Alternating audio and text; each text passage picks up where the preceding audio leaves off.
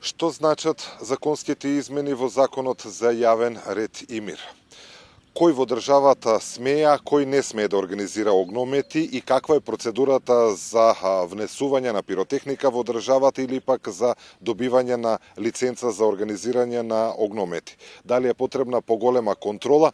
Одговори на сите овие прашања во оваа тема на денот бараме од поранешниот раководител на пиротехничарите во Дирекцијата за заштита и спасување Евтин Митров. Господине Митров, прво ви благодарам што одвоивте време да зборувате на оваа тема и ајде да започнеме со она што е најсвежо. Што значат и колку се добри законските измени кои што пред некој ден ги донесе собранието? Благодарам на поканата. Законските измени што се направија за краток временски рок, за мене лично кој работи во таа проблематика, да кажеме, со експлозиви, се точна мерка, што требаше многу порано да се направи, за жал, бидејќи со укинувањето на тие огномети во затворен простор, веќе го намалуваме ризикот од како овој што беше пожар во затворен простор, бидејќи сме сведоци во светот каде се случува пожари во хотели, во ресторанти, во затворен простор, баш од такви огномети кои се прават во затворен простор. Со измените дефинитивно се забранува организирање на огномети во затворен простор, ама се зголемуваат и казните. Колку казните и повисоките казни ќе придонесат за поголема безбедност и дали паралелно со казните е потребна и поголема контрола? Казните секој ќе придонесат, ама најбитно е контролата. Ние ќе казнуваме ако не вршиме контрола на нелегалниот увоз и нелегалната употреба, тоа ќе тече. Иначе казните како казни за мене дури треба да бидат уште повисоки. За некој друг да не се осуди да го прави истото. Сега кога зборуваме, вие имате долгогодишно искуство и во организирањето на огнометите, меѓутоа и во работата во Дирекцијата за заштита и спасување. Прво ме интересира процедурата. Кој смее да организира огномети и она што уште побитно, како и на кој начин на тие експлозиви, дали има некоја посебна процедура по која што стасуваат во државата? Законската регулатива кај нас е извонредна, може да кажам, за таа проблематика. Сите тие ингеренции за контрола, набавка, увоз, употреба се исклучиво во Министерството за внатрешни работи во секторот за оружје, експлозиви и опасни материи. Они се одговорни за комплет за таа проблематика за огномети, за увоз, транспорт, употреба. За некој да увезе или да работи со огномети, најпрво треба да има регистрирана фирма за таа намена. Второ, треба да има лиценцирани пиротехничари кои ќе работат. Таа работа, тие лиценци се добиват за такви пиротехничари, се добиват во Работничкиот универзитет во Скопје.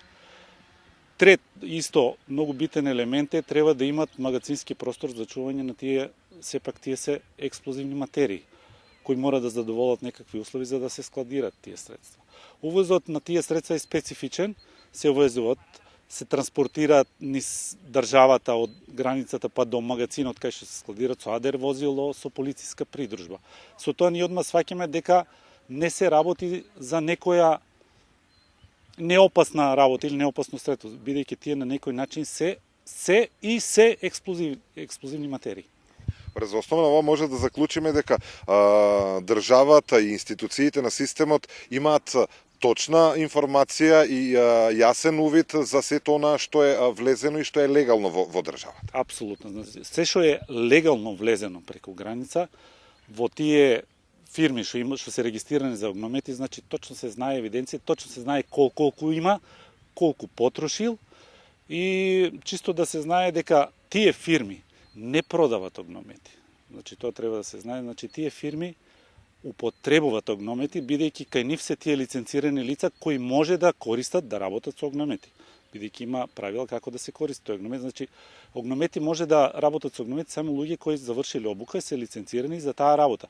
Бидејќи тие што ќе одговарат за безбедноста при палењето на тој огномет на некоја локација. А за да дојдеме до моментот на палење на некој или користење на огномет, процедурата е најпрво кога веќе вие би требало негде да направите огномет, најпрво фирмата праќа информација, тоест барање до Министерството за внатрешни работи, до секторот за исто за оружје, експлозиви и опасни материи, дека треба да врши таму и таму, да кажеме, огномет, во толку и толку часот се наведува, колку време ќе трае тој огномет и кој од тие лице со име и презиме ќе го врши тој огномет.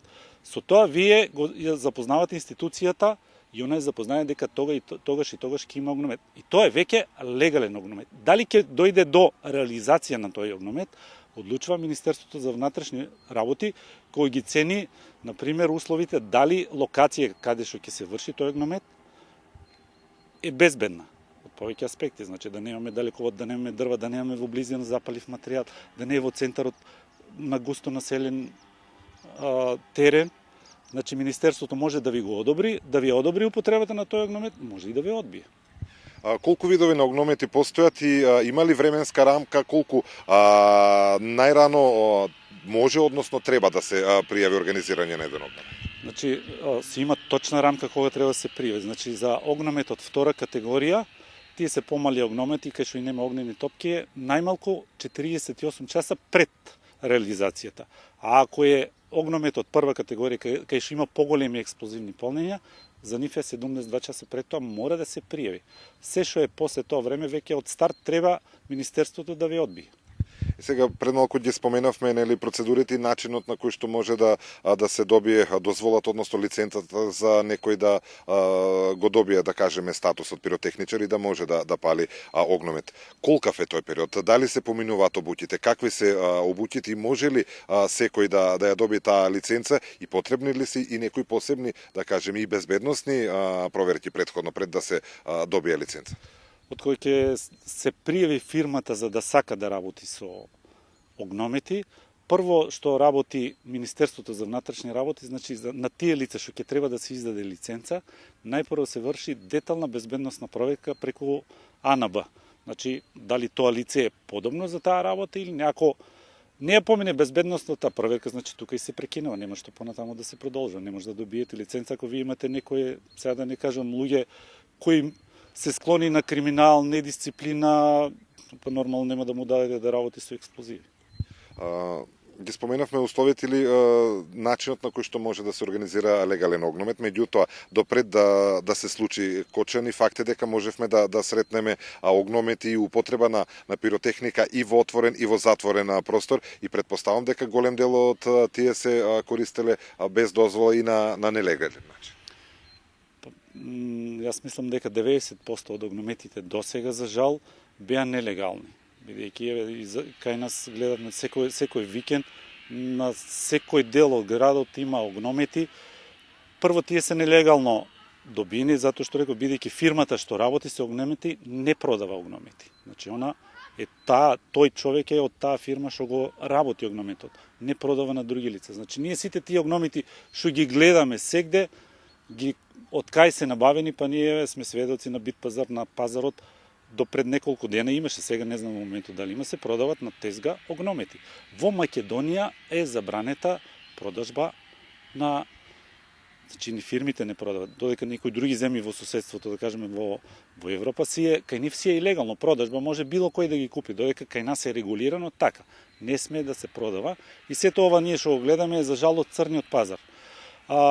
Инаку, мислам дека тоа може многу лесно и многу брзо да се реши, бидејќи ако ние во нашиот комшилук имаме огномет, па ние сме должни да пријавиме дека има огномет во секторот во МВР, многу лесно ќе се најде од кој ресторант или од која куќа е испукан тој огномет, па да видиме кој е таа особа што испуква. Мислам, тоа многу лесно се решава и многу брзо би можеле да застанеме на тие нелегални огномети.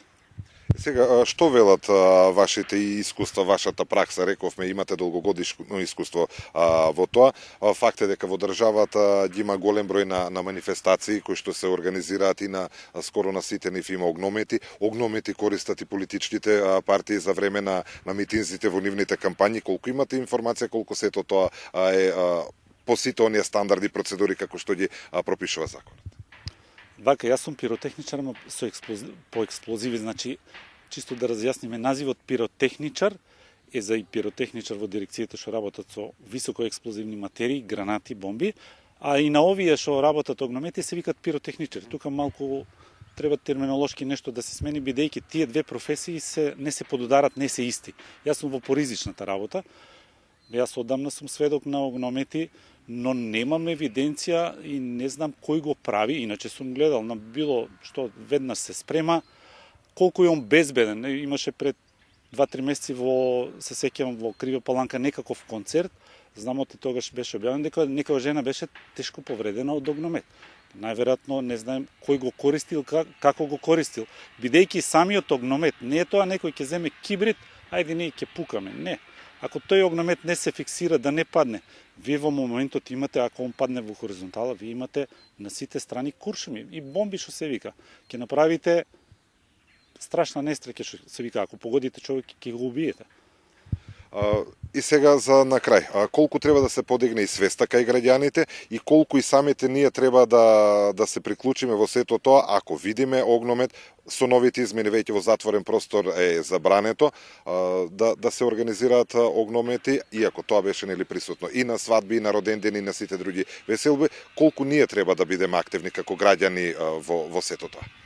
Значи, ние реално треба да сме очи и уши на Министерството за внатрешни работи. Не само за ова, него и за многу други работи не треба да ќутиме, него треба да сме гласни. Ништо не кошта да пријавиме, а нивните луѓе ќе си проверат дури и да не одат на лице место, они кај дежурниот веќе знаат дали е за таа локација, дали е пријавен некој огномет или не. Ако не е веќе од старт, они знаат дека тој огномет е нелегален, многу лесно ќе може да се реши.